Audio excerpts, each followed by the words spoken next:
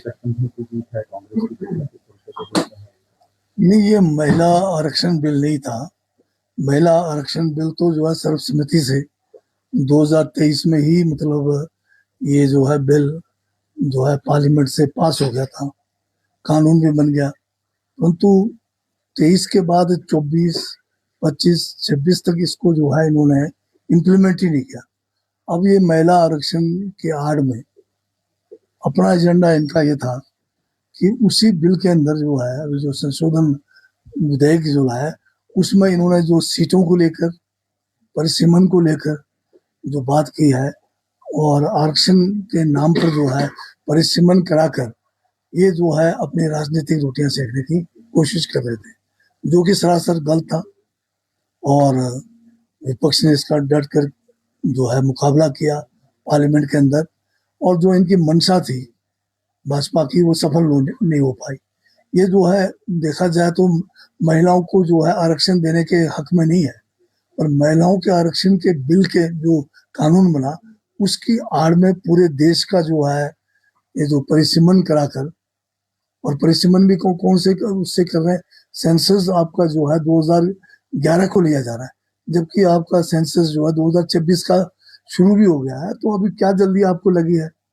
और दूसरा जो है बंगाल में और तमिलनाडु के चुनाव को ध्यान में रखकर आप इसको टारगेट कर रहे हैं कि अगर बिल गिर जाए तो आप गुमराह करेंगे। पर अभी जो 3 दिन की बहस हुई है उसमें ये बात लोगों के ध्यान में आ गया है कि ये बिल जो है महिला आरक्षण नहीं है, बल्कि परिसीमन के नाम पर ये जो है अपना एक षड्यंत्र के तहत सत्ता में चिपके रहने का एक प्रोग्राम था जो असफल हुआ है। तो ये बहुत बड़ी जीत है विपक्ष की। सर, वहीं पर नेता प्रतिपक्ष ने जो ये बिल गिरा है और जो राहुल गांधी ने लोकसभा में जो भाषा कहते इस्तेमाल की है वो सही नहीं थी, मदारी और जादूगर शब्दों का इस्तेमाल वहां पे किया गया। पहली बात तो फिर वही बात है बार बार कि हर विषय पर जो है नेता प्रतिपक्ष जो है कोई विशेषज्ञ नहीं है, और ये भी नहीं है, डिक्शनरी भी नहीं है वो कि डिक्शनरी में अगर आप मदारी शब्द को या जादूगर शब्द को देखेंगे तो वो कोई अब्यूज नहीं है, कोई अगर देखें अगर पार्लियामेंट के हिसाब से अनपार्लियामेंट्री भी नहीं है। अगर आपने अपनी कोई बात को तर्क को रखने के लिए कुछ अगर एग्जाम्पल आप रखते हैं और उसका लैंग्वेज एब्यूजिव नहीं है, अनपार्लियामेंट्री नहीं है, तो फिर कैसे हो गया ये जो है जो ये कह रहे हैं। ये तो बहुत बढ़िया एग्जाम्पल था जिसमें आपने देखा होगा स्पीकर महोदय भी जो है कुछ नहीं बोल पाए। अगर वो अनपार्लियामेंट्री होता, ये तो पहली बार हुआ कि हिंदुस्तान के पार्लियामेंट्री इतिहास में कि ये जो आज भाजपा की सरकार है इन्होंने जो है पार्लियामेंट के अंदर भी कौन से शब्द पार्लियामेंट्री होंगे, कौन से अनपार्लियामेंट्री होंगे, उसकी भी एक जो है वहां पर डिक्शनरी रख दी। तो हमारा जो संविधान है पार्लियामेंट में भी और विधानसभाओं में भी हमें अपनी बात जो है बिना किसी संकोच के, बिना किसी डर के रखने का जो है एक बहुत बड़ा जो है एक अधिकार दिया हुआ है। अगर हम उस अधिकार से ही विधानसभा के अंदर ना बोल पाए, पार्लियामेंट के अंदर अपनी बात नहीं रख पाए और जैसा वो चाहेंगे ऐसा बोलेंगे तो फिर तो रह क्या गया? फिर हमारी जो आज़ादी है, हमारी आज़ादी के ऊपर तो कुछ आघात है। अब ये लोग जो है पार्लियामेंट के अंदर हर किस्म की बात करते हैं, तब इनको उसमें मर्यादाओं की बात नहीं आते। जब वो जो है देश के प्रथम प्रधानमंत्री पंडित जवाहरलाल नेहरू जी तक को या महात्मा गांधी देश के राष्ट्रपति पिता उनको तो छोड़ते नहीं है लोग, तब उनको मर्यादाओं की ख्याल नहीं आती इनकी बात। तो हमारे किसी ने भी अनपार्लियामेंट्री शब्द का प्रयोग नहीं किया, कोई अब्यूज का प्रयोग नहीं किया, अपने दायरे में रहकर उन्होंने अपनी बात रखी है और वो बात जो है बिल्कुल सही है। विपक्ष ने जो है हिमाचल में जो कानून व्यवस्था चरमरा गई है उससे कई सवाल खड़े किए हैं, इस पर आपका क्या कहना है? जिस तरीके से मर्डर और इस तरह की घटनाएं सामने आ रही हैं। अब आप सरका घाट की बात कर रहे होंगे, वहां पर कोई ऑर्गेनाइज क्राइम हुआ है या कोई गिरोह का काम था या कोई जो है एक सोची समझी साजिश के तहत कोई इस किस्म की वारदात हुई, जो भी घटना वहां पर सरका घाट में बालिका के साथ हुआ वो हमें बड़ा खेद है और इस किस्म की घटना नहीं होनी चाहिए। पर ये एक ऐसा केस था जिसमें कोई भी जो है कोई षड्यंत्र या कोई प्री प्लान कोई उस किस्म का केस नहीं था। एक ऐसे व्यक्ति ने, जिसके आप ये कह सकते हैं कि मानसिक संतुलन ठीक नहीं था, उसने इस कार्य को अंजाम दिया, जो बहुत गलत है। नेता विपक्ष कह रहे हैं कि पुलिस फोन टेपिंग में लगी है, विपक्ष के विधायकों के फोन टेपिंग हो रहे हैं, कानून व्यवस्था पर पुलिस का ध्यान नहीं है, तब इस तरह की वारदातें हो रही हैं, लगातार क्राइम बढ़ रहा है। अब किसी बात को आप जो है राई का पहाड़ बनाएं, और जब पहाड़ को खोदने के बाद उसमें से भी मरी हुई चुहिया निकले, तो वो कोई बड़ी बात नहीं है। मैं इनको इतना कहना चाहता हूँ कि अगर आपके साथ कोई फोन टेपिंग जैसे गंभीर आरोप जो आप लगा रहे हैं है, तो आप जाके जो है जो हमारा लोकायुक्त है उसमें एफिडेविट दायर कीजिए, इनके खिलाफ जो है एक्शन होगा। खाली कहने से तो काम नहीं चलेगा। अब इतना जो है बड़ा संवैधानिक जो है व्यवस्था कर रखी है लोक आयुक्ता का, उसके ऊपर जो है बहुत ज्यादा पब्लिक का पैसा भी खर्च हो रहा है। तो ये किस लिए बने हुए? ये इसीलिए बने हुए हैं कि जहां आपको लगता है भ्रष्टाचार हो रहा है, जहां आपको लगता है कि आपके आजादी के खिलाफ काम हो रहा है, कीजिए आप वहां। ये तो केंद्र सरकार ने तो जो हमारा सूचना का अधिकार है उसी से हमें वंचित करने की कोशिश की है, उसको जो है बिल्कुल अब कमजोर कर दिया है सूचना के अधिकार का। पर ये सारी व्यवस्थाएं कांग्रेस के समय है। कांग्रेस की विचारधारा है कि पारदर्शी होना चाहिए, हमारा लोकतंत्र चलना चाहिए, संविधान से चलना चाहिए, उसमें कहीं भी कोई कमी नहीं है। ये जो संवैधानिक जितनी व्यवस्थाएं हैं उसको कमजोर किसके समय में हुआ? अब केंद्र की मोदी सरकार ने किया है। चाहे इलेक्शन कमीशन है, आज उसके ऊपर कोई भरोसा नहीं है। आज हमारे जुडिशरी में भरोसा कम हो गया है, क्योंकि इन्होंने जिस तरह से उनके अपॉइंटमेंट्स किए हैं, जिस तरह से जुडिशरी को कम करने की कोशिश की है, इसी तरह से ईडी सीबीआई, इन पे तो विश्वास लोगों का खत्म ही हो गया है। तो एक एक करके इन्होंने पूरी कोशिश की है कि किस तरह से देश का संविधान जो है खत्म कर दें, और यहाँ पर फिर जो है किसी और किस्म के कोई डिक्टेटरशिप लाने की पूरी कोशिश हो रही है, जो पिछले कल पार्लियामेंट के अंदर जो है इनको मुंह की खानी पड़ी। तो भाजपा कह रही है कि कांग्रेस जो है वो महिला विरोधी है, इसी वजह से कल जो महिलाएं थी वहां पर उन्होंने प्रोटेस्ट भी किया, और इसी को लेकर भाजपा प्रोटेस्ट करेगी देश भर में। आपकी जो पार्टी है उसको महिला विरोधी कहा जा रहा है, चाहती नहीं है कि महिलाओं को जो है वो अधिकार मिले। अब एक चीज ऐड कर रहा हूँ, कांग्रेस की कल ब्लॉक कांग्रेस की अध्यक्षों की सूची आई है, 71 नाम है, लेकिन उसमें एक भी लेडी नहीं है। ये दो अलग अलग किस्म के आपके क्वेश्चन है। पहला क्वेश्चन तो देश को लेके कीजिए आप, जो आप कह रहे हैं कि कांग्रेस महिला विरोधी है।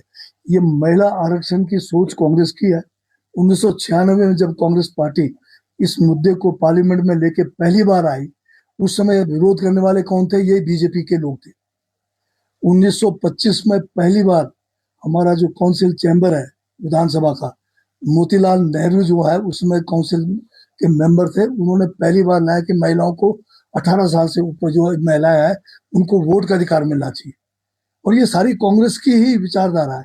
हमने जो है अभी 23 में जब ये बिल आया, सर्वसम्मति से इसको पास किया। उसके बाद क्या कारण है, मोदी ने जो है क्यों नहीं, मोदी जी ने जो है 24 में इसको लागू नहीं किया, 25 में लागू नहीं किया, 26 में अभी भी लागू नहीं किया? आप परिसीमन के आड़ में हमें महिला विरोधी कैसे कह सकते हो? हम कल भी राहुल गांधी जी ने पार्लियामेंट में कहा 545 का जो हमारा आंकड़ा है उसी पर आप जो है महिला आरक्षण करो, हम सपोर्ट करेंगे। पर उसके लिए ये तैयार नहीं है। ये क्या करने जा रहे हैं? परिसीमन के बहाने 800 जो है 50 के करीब सीटें लाएंगे, और जो इसमें फॉर्मूला लगाया हुआ है कि जो है 50% का प्रो रेटा होगा, उसमें तो जो है नॉर्थ ईस्ट है, हिमाचल है, साउथ के सारे हमारे तुम जो है फायदा कुछ नहीं होना। ये फायदा होना बड़े बड़े स्टेट्स को, और ये सोच रहे हैं कि बड़े बड़े स्टेट्स में अपने बंदे लगाएंगे परिसीमन में। जैसे आसाम में क्या किया इन्होंने, जहां पर एक कम्युनिटी बहुल के लोग थे उनको जो है अलग क्या कहते हैं अलग अलग जगह से निकाल के एक ही जगह पे डाल दिया। उनके जो है सारे वोट्स को जो है क्षेत्र वितरण करने के बजाय एक जगह पे उसको कंसंट्रेट किया, और उसका नतीजा क्या होने जा रहा है? और यहाँ भी यही करने वाले थे परिसीमन के नाम से। इन्होंने जहाँ इनके लोग नहीं जीते हैं वहां पर दूसरे वोटर्स को जो है जोड़ देने थे अपने वाले। तो ये एक बड़ी साजिश थी, षड्यंत्र थी, जिसको समझना बहुत जो है गंभीर जो है मामला है। हमारे लोग समझ गए हैं, महिलाएं समझ गई है। ये तो वैसे प्रधानमंत्री हैं जो महिला सांसदों से डर के जो है पार्लियामेंट के अंदर नहीं आए, और इन्होंने हमारे स्पीकर साहब ने कहा कि भाई प्रधानमंत्री को महिला सांसदों से खतरा है। जो लोग 3 महिलाओं से ही डर के सब जो प्रधानमंत्री जो है पार्लियामेंट में नहीं आते, वो महिलाओं के कैसे मतलब वो हो सकते हैं, बताइए, हितैषी हो सकते हैं। तो भाजपा जो है बोलती कुछ है, करती कुछ है। ये हाथी के दांत है, खाने के कुछ और दिखाने के अलग है। तो वेस्ट बंगाल में चुनाव है, उसके मद्देनजर तो नहीं लाया गया था? बिल्कुल, मैंने कहा कि आपको ये चुनाव को प्रभावित करने के लिए, पर वेस्ट बंगाल में जो है आज सबसे ज्यादा महिलाओं को जो है वहां पर सरकार के अंदर या पार्लियामेंट के अंदर अगर टीएमसी के देखें तो सबसे ज्यादा सांसद है। और वहां पर तो लोग ये बात बिकने वाला ही नहीं है। कोशिश तो थी कि यहाँ पर हार जाएंगे तो वहां बिकाएंगे। अब देश में इनके पास मुद्दा कुछ नहीं है, क्योंकि महंगाई चरम पे है। तेल जो है आज आग लग गई है तेल के अंदर, आज सिलेंडर में आग लग गई है, आज जो है आपका विदेश नीति फेल हो गई है, आज कहीं भी ये खड़े नहीं है। इनका स्टार्टअप खत्म हो गया है, इनका कोई भी स्कीम जो था वो चला नहीं है। तो अब इनको एक ऐसा मुद्दा चाहिए लोगों को गुमराह करने के लिए। अब हिंदू मुस्लिम भी नहीं चल रहा है, तो अब आप चाह रहे हैं कि महिलाओं को भड़काएंगे, पर महिलाएं जो है गुमराह होने वाली नहीं है। महिलाओं ने कल पूरा देख लिया कि ये क्या करने वाले थे। आरक्षण तो हमने जो है बिल पास करके 2023 में दिया, क्यों इलेक्शन नहीं करा रहे? 545 आज भी हमारी पार्टी ने कहा है, हमारे शीर्ष नेतृत्व ने कहा है, विपक्ष ने कहा है, 545 वाला जो हमारा पार्लियामेंट है उसमें आप 33% रिजर्वेशन देके कर दो आगे। तो महिला ब्लॉक की हाँ, महिला ब्लॉक कांग्रेस की बात है, ये तो नॉमिनेशन है, अभी वक्त के साथ आगे बढ़ेंगे हम भी। बीजेपी में कौन से महिलाओं को आगे दिया हुआ है? आरएसएस में कोई महिला है?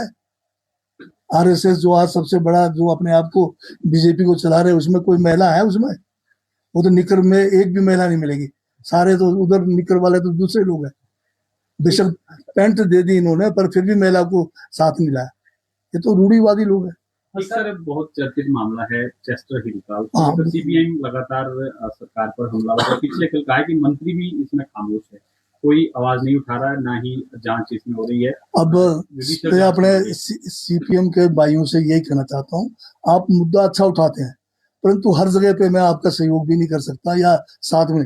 ये चेस्टर हिल का मामला आपके जो है प्रेस में भी नहीं आया था, मीडिया में भी नहीं आया था, विपक्ष के मुंह में भी नहीं आया था। उससे पहले अगर आप फाइलों में नजर मारे, मैंने पहले ही ऑर्डर कर दिया था। उसमें किसी अधिकारियों ने अगर उसको कमजोर करने की कोशिश की, मैंने उनके खिलाफ भी जो है ये जो भी कार्रवाई हो सकती थी वो करने का जो है मैंने रिकमेंड किया था। और आज की तारीख में डीसी है और जो आपके एसडीएम है जो इस कार्रवाई में लगे हुए हैं, उनको फ्री हैंड दिया हुआ है कि वो इस केस को जो है तेजी से जो इनके संज्ञान में जो भी अगर इसमें वायलेशंस हुए हैं उसके ऊपर तुरंत कार्रवाई करें। पूरी छूट दे रखी है। पर ठीक है कि मामला बड़ा है तो इसलिए ज्यादातर लोग बोलना चाहेंगे, क्योंकि हर आदमी क्रेडिट लेना चाहते हैं। मुझे क्रेडिट लेने की जरूरत नहीं है, मेरा अपना काम बिल्कुल क्लियर है। मैंने पहले भी कहा 118 के मामले में एक भी एफिडेविट मेरे ऑफिस के बारे में या मेरे बारे में कोई लाए तब तो बात है। बाकी नीचे होता है कई जगह पे कहीं न कहीं कोई गड़बड़ है, हम जहां जैसी हमारे संज्ञान में आता है हम उस पर सख्त से सख्त कार्रवाई करने के हमने आदेश दिए हैं। है कि जिन अधिकारी पर आरोप लगा है उनको हटाया नहीं जा रहा है, बड़े पद जहां जांच होनी है उस लेवल के अधिकारी जिन्होंने शुरू में इस मामले को पकड़ में लाया, उनको जो है हमने फ्री हैंड दिया हुआ है। किसी को ट्रांसफर नहीं किया गया, किसी को जो है अलग जगह पे नहीं भेजा गया। वही अधिकारी इस जांच में लगे हैं और वो अधिकारियों की तरफ उनको मेरी तरफ से पूरी छूट दी गई है। और कहीं उनको किसी किस्म की कोई अगर दबाव है तो वो मेरे से डायरेक्ट बात करेंगे और हम जो दबाव करने वाले हैं उनके खिलाफ काम करेंगे। तो उन्होंने कहा कि क्या डीसी एक मुख्य सचिव की जांच कर सकता है? डीसी मुख्य सचिव का जांच नहीं हो रहा है, ये जांच हो रहा है चेस्टर हिल में जो लोग बेनामी सौदे में थे, जिन्होंने 118 का वायलेशन किया, वो उनका है। मुख्य सचिव का डीसी कैसे करेगा? ये तो बिल्कुल समझ की बात है। तो सर हाल ही में जो बारिश हुई है, ओलावृष्टि हुई है और हरियाणा चली है, इससे कितना नुकसान बागवानी क्षेत्र को है, कोई आकलन हो पाया है तो उनको राहत दी जाएगी? इससे पहले कि मैं दोबारा चेस्टर हिल पे ही आता हूँ, जो 118 का मामला है वो मुख्य सचिव उसमें कहीं नहीं आता है, सेंक्शन में भी नहीं आता है। मुख्य उधर आएगा एसीएस रेवेन्यू का काम हो सकता है, आपका डिप्टी कमिश्नर का काम हो सकता है। उसके बाद जो फाइलें आती है मंत्री के पास आता है, मंत्री के द्वारा फिर फाइनल मुख्यमंत्री को जाता है। ये रूट है हमारा। इसमें सवाल ये है कि जो इसमें चीफ सेक्रेटरी का नाम आ रहा है और जो डीसी है वो जांच करे और डीसी के बॉस नहीं, आप फिर इसको थोड़ा गलत ले रहे हैं। अगर किसी समय किसी अधिकारी ने कोई भी काम किया है, उससे बड़ा ही अधिकारी उसकी जांच करेगा, ना कि डीसी उसका जांच करेगा। 118 के मामले में सारे जो ग्राउंड लेवल की जांच है वो डिप्टी कमिश्नर के लेवल तक आएगा, उसमें एसडीएम भी है, नीचे से पटवारी से लेकर डीसी तक है। वो जब किसी केस को रिकमेंड करेंगे वो फिर सेक्रेटरीट में आएगा, फिर सेक्रेटरीट में हमारा जो एसीएस रेवेन्यू है वो उस सारे फाइल को देखकर फिर उसको रिकमेंड करके फिर मंत्री को आएगा, मंत्री भी उसको जांच के बाद रिकमेंड करेंगे, मुख्यमंत्री को फाइनल सैंक्शन होगा। ये इसका सिस्टम है। हाँ, बीच में अगर कोई अधिकारी अपने प्रभाव से किसी निचले अधिकारी को किसी किस्म का दबाव डालता है, अगर वो हो रहा है तो उसके खिलाफ हम एक्शन लेंगे। सर एक्चुअली इसमें एक जो ऑर्डर पास किया गया था नगर निगम की तरफ से सोलन, उनको दरकिनार करके जो चीफ सेक्रेटरी हैं उन्होंने एक ऑर्डर निकाला था जिसको हाईकोर्ट ने भी रद्द किया है। तभी इस मामले में जो है वो शक्ति सुई चीफ सेक्रेटरी पर है, क्योंकि हाईकोर्ट ने भी अब रद्द कर दिया है। ऐसे में आपने क्वेश्चन जो है ना बड़ा गोल घुमा के सीधा ही पूछ लेते आप, तो मैं सीधे जवाब देता।